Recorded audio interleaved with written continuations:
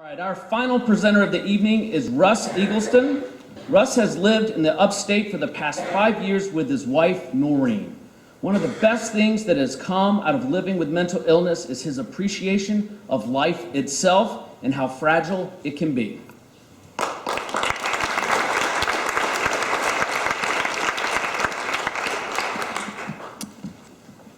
Who turned the temperature up? I speak this evening with a heavy heart.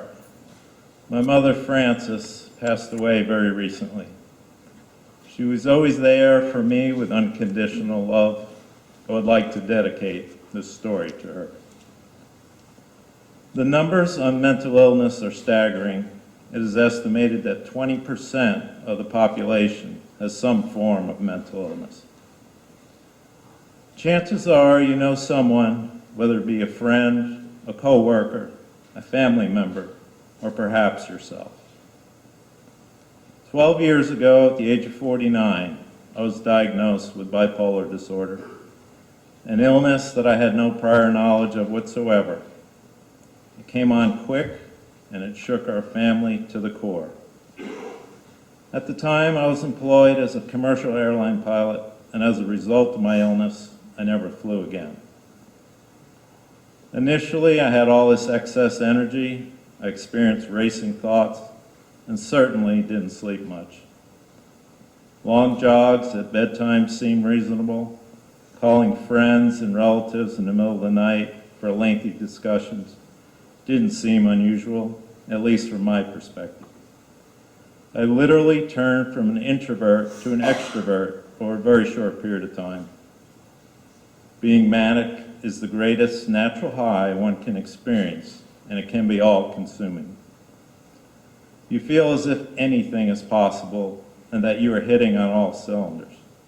Of course, this is far from the truth, and it can turn ugly very quickly. Once diagnosed, I had a very common reaction: denial, anger, and after a 10-day stay in a psychiatric hospital on a voluntary basis, I checked myself out, refusing to take my prescribed medication. A few weeks later, I did and said some awful things to the people closest to me. One day, I suddenly remembered an experience that happened 39 years prior. This experience had so traumatized me that I buried it for a long, long time.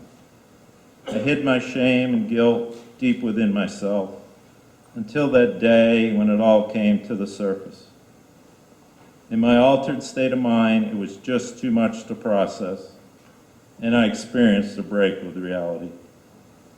I walked across the street to a nearby prep school in a total rage, shouting some very obscene language and looking for a fight. I found it, the police came, and I was taken in a very agitated state to our local hospital. After being analyzed, I was taken to the state psychiatric hospital in Augusta, Maine, for a lengthy stay on an involuntary basis. My mental state was up and down like a yo-yo. I know that I was at times a very difficult and demanding patient. It's hard to think straight when you're delusional and heavily medicated.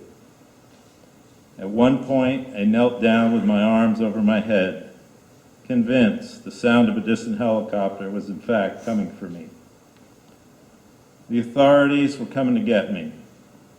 Somehow in my twisted thoughts, I felt I was somehow involved in the September 11th terrorist attacks.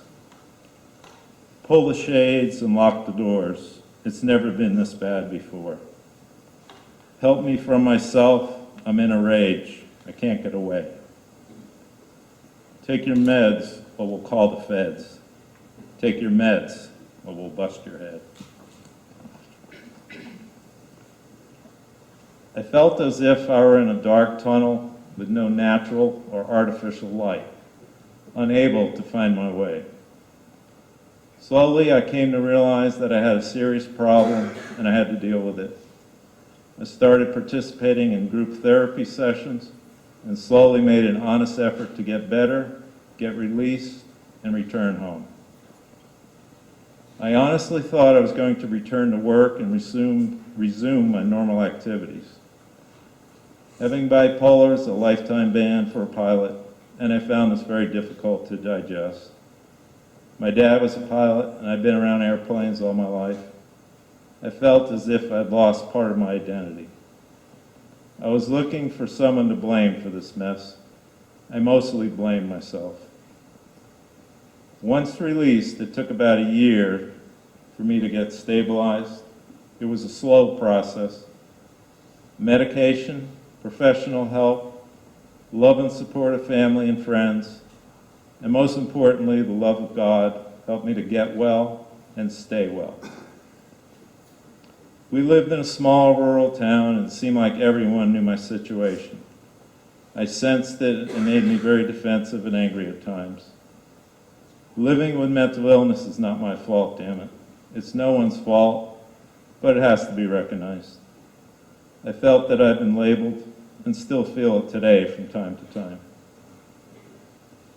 Every one of us here tonight has faced challenges and difficulties in life. No one is immune.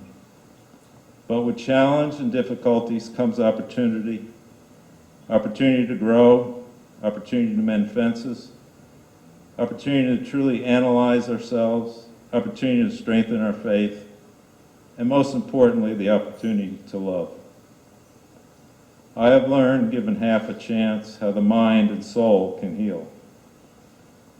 There is a profound need for a change in public perception concerning mental illness. Let us all in attendance tonight take the journey together to help reduce that stigma.